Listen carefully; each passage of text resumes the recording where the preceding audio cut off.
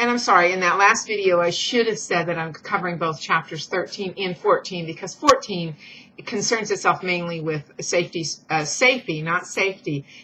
finding Felix and what had happened, in that interim time, and how the family had come to such ruin.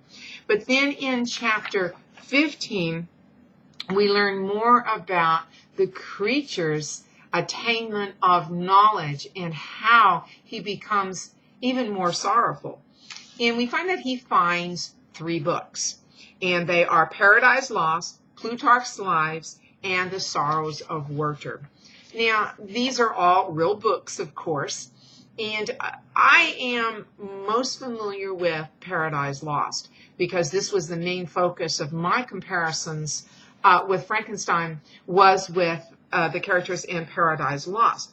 But Werther is kind of a really sad book about this German youth, and the Frankenstein's creature sees him as being, again, chapter 15, I have thought Werther himself a more divine being than I ever beheld or imagined. And this is important because the creature, again, is beginning to learn of philosophy and how humans work. And he begins more and more and more to think about himself. And again, he asks, what did this mean? Who was I? What was I? Whence did I come? What was my destination? These questions continually recurred, but I was unable to solve them.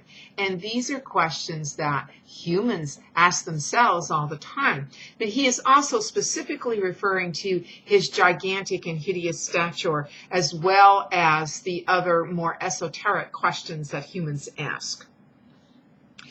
He read Plutarch, but it is Paradise Lost that kind of really excites him, because he says Paradise Lost excited deeper and far deeper emotions than either Plutarch or Werther.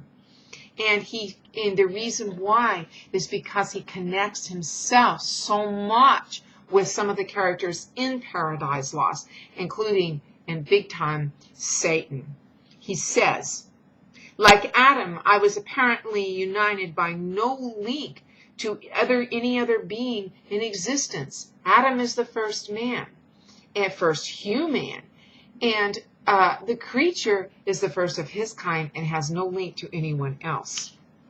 He had come forth from the hands of God, a perfect creature, happy and prosperous, guarded by the special care of his Creator.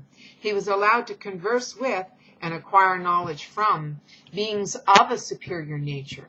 But I was wretched, helpless, and alone. Many times I considered Satan as the fitter emblem of my condition. For often, like him, when I viewed the bliss of my protectors, the bitter gall of envy rose within me. Now, the question arises here, and a lot of questions arise, or at least in my mind, and I'm posing them to you. The creature is not beautiful, and would not have been beautiful. Even if Victor had been a good parent or a good deity, the creature still would have been beautiful. But what would his nature have been?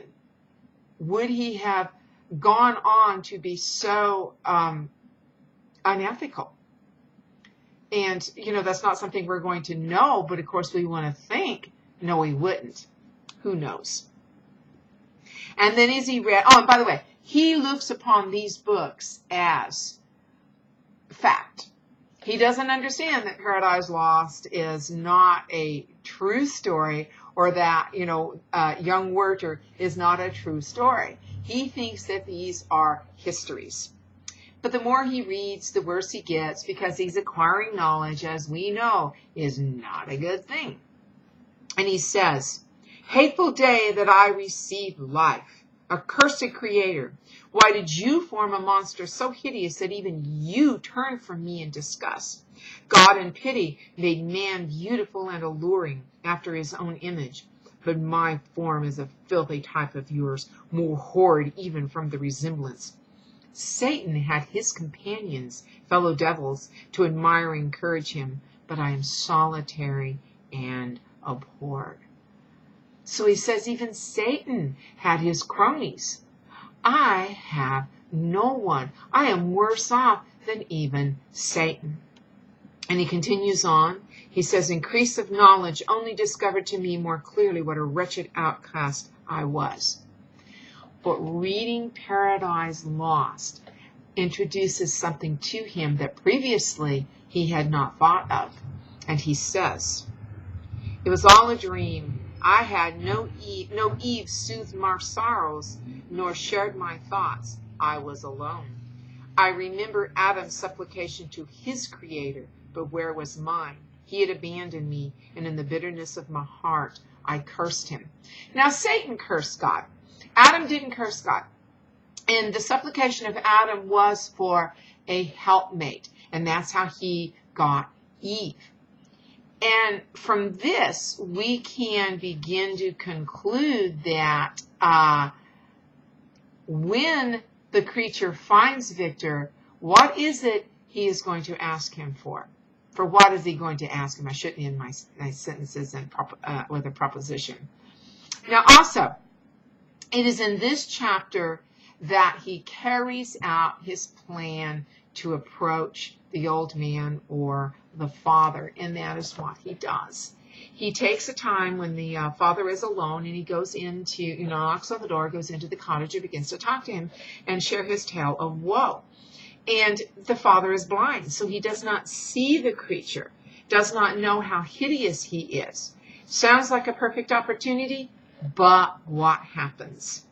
Safety and Agatha and Felix come in. And when they come in and see the creature talking to their father, they react violently, run him from the cottage, and this only increases his sorrows even more and makes him even more bitter.